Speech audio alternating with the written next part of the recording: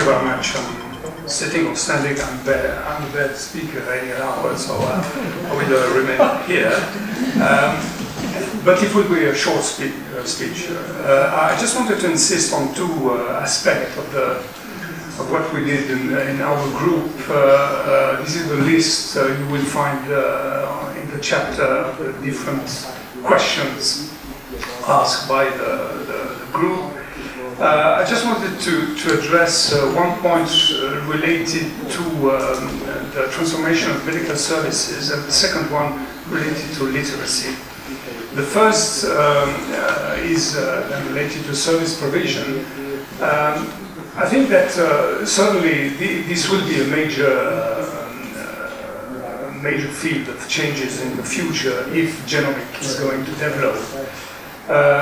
I think one of the most important aspects of this transformation is that medical genomics open new areas of uncertainties.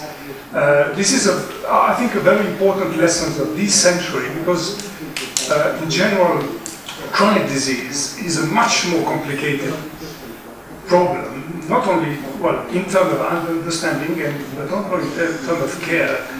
And with this chronic disease, this non-communicable disease, we were able to see how increase of knowledge does not necessarily make the practice of healthcare easier and or less expensive. And I think we should be in the genomic milieu a bit careful when promising lower cost of care with these new procedures. There are many reasons on why these increased complexity, increase the uncertainty. And I think it would be better if we acknowledge these uncertainties rather than to avoid all the related problems. I think, as I mentioned, it's a common problem for all non-communicable disease because of their very long incubation period, which make the etiology of the pathology very complex, etc. Then for when entering into the care system, the screening increase the uncertainty, as we know from, for example, the example of the breast cancer screening. Some unexpected observation has been made since the introduction, leading to the overdiagnosis, etc., etc. This is, I think, a very important aspect. There are many consequences. I just wanted to address two of them. I think one of the aspects of this growing uncertainty is just to share this uncertainty with patients and with population, not to keep it for us, to just discuss openly the problem we have. And for the chronic disease, since a couple of decades, has been developed a new form of making a decision with the patient.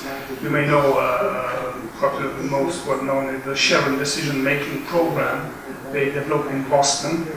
And the second aspect, I think, is just to share this uncertainty with the decision makers, and including for the health technology assessment. I think it would be better if we change a little bit our process. We are introducing new aspects. Up to now, we are making first clinical trials, and then we introduce them in the practice. I don't think it works anymore for chronic disease because we cannot wait 20 years before introducing a new screening, for example. It would be better, I think, to introduce a new screening in the population, but within the framework of a good experimental or quasi-experimental design.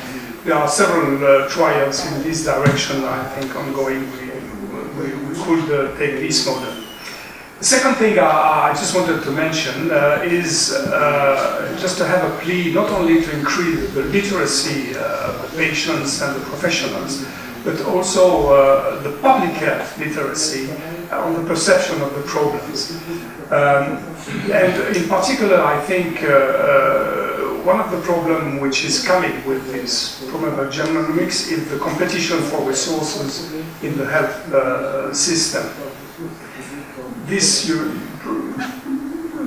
has been published several times this sort of paradigm of the amount of data produced, which is a huge amount of data produced, typically in genomic, a small amount of information, and a very small evolution in the knowledge, and a very, very small evolution in the clinical utility.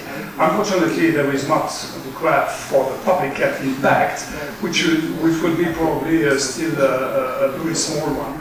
But it's very important to repeat to everybody, including probably professionals, that there is a huge difference between efficacy and impact.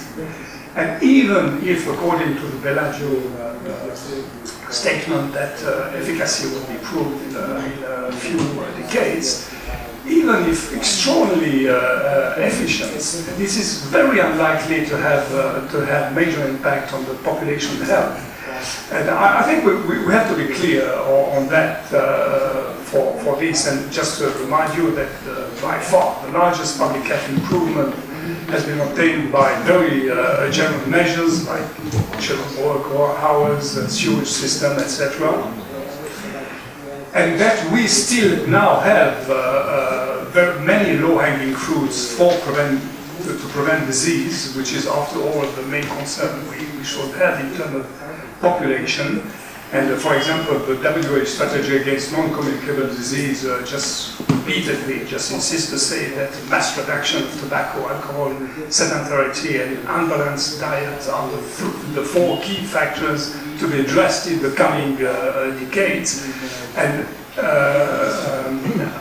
just to finish, I just repeat what I learned in London: mass disease and mass exposure require mass remedies. I think it's very important for all people working in public health genomic, and I'm one of you, just to remind where the future priorities are likely to be. And it will be very important, I think, in order to convince people to do something in terms of genomic, just not to overstate its importance in terms of public health. That's it.